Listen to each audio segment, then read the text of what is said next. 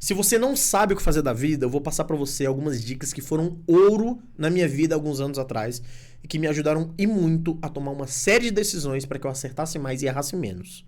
Talvez vá ser útil pra você. Eu acredito profundamente nisso, tá? Esse vídeo não tem roteiro, as ideias que foram vir na cabeça aqui eu vou falar de maneira aberta com vocês, então vocês vão perceber que não tem corte aqui no vídeo nem nada, é mais um toque de amigo pra outro amigo aí, beleza? Se você gostar do vídeo, já deixa seu like, se inscreve aqui no canal, que todo dia tem vídeo novo, e é sempre nesse tom, nesse teor aqui, que é pra gente compartilhar nossas experiências, tá?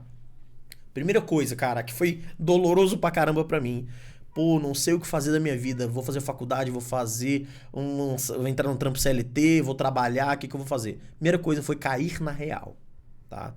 É meio duro, principalmente pra você que tá saindo agora do ensino médio, ou você que tá aí vivendo a sua vida naquele pique de balsa, né? Tá tipo devagarzinho ali, tá sentindo aquele incômodo, quer fazer alguma coisa, você precisa cair na real. E a primeira coisa de cair na real é: as coisas inóspitas podem acontecer na sua vida. Coisas do nada podem acontecer e que pode mudar tudo. Tanto pra melhor quanto pra pior. Mas a chance de ser pra pior só aumenta se você não estiver preparado. Vou contar uma história pra vocês. Meu pai e minha mãe trabalhavam na feira. Feira de rua mesmo, sabe? Essas feiras de rua, vendendo meia calcinha e cueca. Toda a minha família, na realidade, de primos e tios e tudo mais, vivem da feira até hoje, né? Pelo menos uma parte deles. Uma boa parte deles. E aí teve uma fase da nossa vida que a gente trabalhou muito em feira. Eu, particularmente, não gostava de feira, cara. E assim, meus pais me deram a opção de continuar estudando durante a semana, né? E ir pra feira só no final de semana. Eu odiava ir pra feira. Eu vou falar pra vocês um pouco da razão. Primeiro que eu não gostava daquela barulheira, aquela coisa toda, né? E aí outra coisa que eu não gostava também é que atrás da nossa banca vendia porco, pô. E esses porcos fediam pra cacete, moleque. Vocês não estão entendendo, pô. É porco, né? Então, assim, ficava aquele mau cheiro, aquela loucura e tudo mais. E aí eu até fazia corpo mole na feira, sabe? Aquela coisa, assim. Até que aconteceu uma coisa.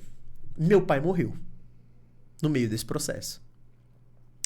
E aí eu lembro muito bem que meu irmão sabia que eu não gostava de feira. Meus pais sabiam que eu não gostava de feira, né? Mas eu tinha que ir, tá tudo certo. Meu irmão, ele tava na minha frente, assim, chorando, sentado no sofá, ó, sabe? Eu tava no braço do sofá e ele de costas pra mim, sentado no assento mesmo do sofá, chorando. E eu também tava chorando, né? Isso foi no dia que meu pai morreu, na noite, né? Que rolou lá o sepultamento, na verdade. E aí teve o sepultamento e a gente foi pra casa de um tio meu, ficou lá passando o tempo. E aí meu irmão, ele chorando, enxugou o rosto e virou pra mim e falou assim, com o olho vermelhaço: "É, Yuri, vamos ter que aprender a gostar de feira." Moleque, aquilo lá foi uma pancada na minha cara, moleque. De falar assim, você queria ter escolha? Você não tem mais escolha. Literalmente da noite pro dia. Se antes você tinha o luxo de não querer ir pra feira, acabou o teu luxo. Agora você vai encarar a vida como ela tem que ser. Porque se eu não fosse pra feira, a gente não ia ter o que comer. A gente não ia ter dinheiro pra pagar conta de luz, de água, né? O básico. Isso foi punk. Porque teve que ter uma ação literalmente de disposição. Eu não gostava de ir pra feira, mas eu tinha que estar à disposição de estar lá, trabalhando e fazendo o que fosse fazer. Eu lembro que a gente chegava às 5 horas da manhã, com as bolsas nas costas, e arrumação, aquela coisa toda, e aqueles porcos tudo fazendo barulho. E eu comecei a meio que reparar em como as coisas aconteciam. Ou seja, eu tinha que criar mecanismos para poder driblar as dificuldades que eu estava tendo ali, porque as pessoas não paravam na minha banca, não compravam, por conta dos porcos que ficavam atrás, eles atrapalhavam demais. Então tive que pensar e criar mecanismos para poder fazer com que as vendas acontecessem. Isso tudo só aconteceu porque algo muito maior aconteceu que não estava me envolvendo, que foi literalmente a morte do meu pai, mas me impactou diretamente. Então caia na real. Alguma coisa assim vai acontecer na sua vida. Não tô rogando praga, não. Eu tô falando, você está vivo? Então alguma coisa assim pode acontecer, tá? Não tô falando de morte especificamente. Tô falando da vida. A vida em si, ela está acontecendo. Então, quanto antes você entender e cair na real que você não tem tempo para ficar brincando enquanto você brinca, não tem tempo para poder simplesmente deixar um dia passar como o outro, como se você não fosse intencional nas coisas que você faz, não prestasse atenção, você vai ser deflagrado com uma situação como essa, que pode atrapalhar e muito o teu processo, tá? Então, presta bastante atenção. Se liga, cara real. Primeira dica que eu te dou. Segunda coisa é que você precisa entender, caindo na real, o que eu tenho em mãos e o que eu tenho que fazer para poder melhorar esse cenário que tá aqui. Então, assim, o que eu tava fazendo na época da feira? Como eu comentei com vocês, as pessoas não paravam na nossa banca por causa dos porcos, né? Eles atrapalhavam pra caramba, processo de venda, aquela coisa toda. O que eu fiz? Eu pegava as mercadorias na mão, ia pro início da feira, que era um pouco distante dos porcos, as pessoas iam passar por lá de qualquer jeito, e aí eu já encarava as pessoas vendendo lá pra elas no início da feira. E eu fui com muita timidez no início, uma timidez gigantesca. Eu não sabia nem como falar com as pessoas, oferecia com vergonha e tudo mais. Até que meu irmão, ele me deu um toque, ele falou, bora, oxe, oferece, cara, vai pra cima e vende. E aí foi aquela luta pra sair da minha zona de conforto, né? Daquela coisa da timidez e tal, até começar a desenrolar, inventar uma piadinha, brincar aqui, brincar ali, e os dias foram passando na feira, e eu fui ficando mais desenrolado, e eu começava a vender logo no início da feira. Ou senão a pessoa falava assim, pô, você tem desse aqui da cor preta? Eu falava, irmão, tem lá na minha banca, bora descendo comigo aqui, que você já só chega lá, pega na sacolinha e vai embora. Então, eu fui criando mecanismos com aquilo que eu tinha em mãos para poder otimizar meu processo de trabalho para obter resultados mais satisfatórios. Então, não dê desculpa. Eu sei que parece um papinho de coach, gente, uma coisa de Pablo Marçal, mas por favor, cara, eu tô sendo profundamente honesto, inclusive baseado em histórias da minha vida. Você não tem outra escolha a não ser pegar as ferramentas que você tem agora e utilizá-las a seu favor. Então, se você, você é um entregador do iFood, por exemplo, você sabe que tem como você articular melhor o lugar no qual você trabalha para poder receber mais, né? Você sabe os lugares que pagam mais, que pagam menos, e você sabe também que se você chegar um pouco em casa antes, você vai ter tempo para poder trabalhar em alguma outra coisa ou estudar alguma outra paradinha. Eu sei que você tem umas coisinhas em mente assim. É realmente mexer com as cartas que estão na mesa agora, tá? Por mais doloroso que seja e por mais que você tenha uma resistência em relação a isso, mas o foco aqui é você construir coisas de longo prazo. Não adianta você ganhar mais dinheiro agora em algo que você daqui 5 anos não está muito mais desenvolvido. Tá? Eu sempre vou ser a favor aqui de falar para vocês sobre vocês criarem uma carreira, criar uma estrutura profissional que a cada ano que passa você vai ficando melhor e mais desenvolvido. Eu sempre vou dar essa dica para vocês aqui, belezinha? E aí, considerando essa questão de que você está utilizando os recursos que tem em mãos, você vai precisar se desenvolver nisso. Se desenvolva, procure coisas e mecanismos, cursos, livros para você otimizar o que você já faz hoje para você ter menos trabalho, para obter um melhor resultado. Deu para entender? Você precisa fazer a mesma coisa que você já faz hoje, daqui a um tempo, mas daqui a um tempo você tem que ter menos trabalho para poder fazer essa mesma coisa. E aí você vai conseguir ter muito mais resultado em relação a isso, beleza? Outra coisa que eu daria para você como dica é que você olhasse as suas inclinações naturais e pessoais. Por exemplo, se você é uma pessoa de exatas, não vai para coisa de humanas, irmão. Você vai estar perdendo tempo. Se você é um cara mais de humanas, não vai para coisa de exatas. Você vai estar perdendo tempo, cara. Mas uma coisa é clara. Se você está tomando uma decisão de faculdade, de curso, de qualquer coisa, foque na remuneração e na construção de uma carreira. Não foque em coisas que você gosta. Foque naquilo que você tem uma inclinação natural. Se você é uma pessoa mais de humana, se você é uma pessoa mais de exatas, né? Se você tem muito mais atribuições em relação a questões do corpo, né? Como, por exemplo, você é um atleta, alguma parada assim. Vá através dessa inclinação, mas tenta sempre buscar os melhores mecanismos sobre a questão de grana e profissional de um longo prazo. Ou seja, se você é um cara criativo, procure carreiras criativas que sejam rentáveis e sustentáveis no longo prazo. Yuri, eu acho que quero ser publicitário. Yuri, eu acho que eu quero ser ator. Yuri, eu acho que eu quero ser um designer. Yuri, eu acho que eu quero ser um editor de vídeos. Você tem que entender que essas coisas elas têm que ser habilidades que geram bens duráveis. Ou seja, que você além de conseguir levantar uma boa grana, você consegue constituir uma carreira para conquistar coisas maiores. Com o tempo, é aquela parada que eu falei para vocês já em alguns vídeos. No início você tem que trabalhar muito e ganhar pouco, mas em algum momento você vai ter que inverter essa parada. Vai ter que começar a trabalhar pouco e ganhar muito. Beleza? É isso que eu quero que vocês compreendam em relação à mecânica na tomada de decisão aqui, independente da sua carreira, tá? Outro ponto, ainda em relação a essa questão da sua carreira, independente da decisão que você tomar, entenda que o jogo de cintura social ele é tão importante quanto o jogo de cintura técnico. Ou seja, se você é uma pessoa que está trabalhando como um marceneiro, um mecânico, um desenvolvedor de software, qualquer coisa, você vai se dar bem se você tiver você tiver tino, se tiver senso social, se você for um cara sociável, tá? Já falei sobre timidez aqui no canal, que timidez, ele é um nível absurdo de egoísmo, tá? Não seja aquela pessoa que vai ficar se fechando, se retraindo, por mais que você fale, ah, é meu jeito. Para com esse teu jeito, seu jeito é uma merda, beleza? Não vai funcionar. Então, tenha isso em mente. Quanto mais sociável você for, mais portas abertas você vai ter, mais pessoas você vai conhecer, mais contato você vai fazer e, naturalmente, mais dinheiro vai colocar no seu bolso. Com certeza, essa habilidade foi a que mais colocou dinheiro no meu bolso e abriu oportunidades para mim e para as pessoas à minha volta.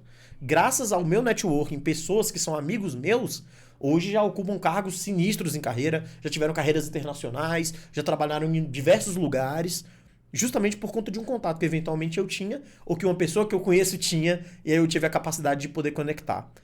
Aí eu te pergunto, esse cara que conseguiu chegar lá, porque eu dei um help pra ele, um atalho, digamos assim, o que você acha que vai acontecer? Você acha que ele vai me esquecer? Não vai, pô. Em algum momento ele vai chegar pra mim assim, ó o Yurizão ali, ó, chega, tá aqui, irmão. Benefício das boas relações, principalmente sob o âmbito profissional. Seja uma pessoa sociável. Perca essa parada da timidez. Já falei aqui no canal sobre timidez algumas vezes. Vou falar um vídeo exclusivo só pra timidez. Vou fazer um vídeo pra isso, tá? Mas eu quero que vocês entendam. Não adianta pensar que você vai conseguir tudo sozinho porque você é bom tecnicamente. Ser bom tecnicamente é a premissa, é o que se espera de você.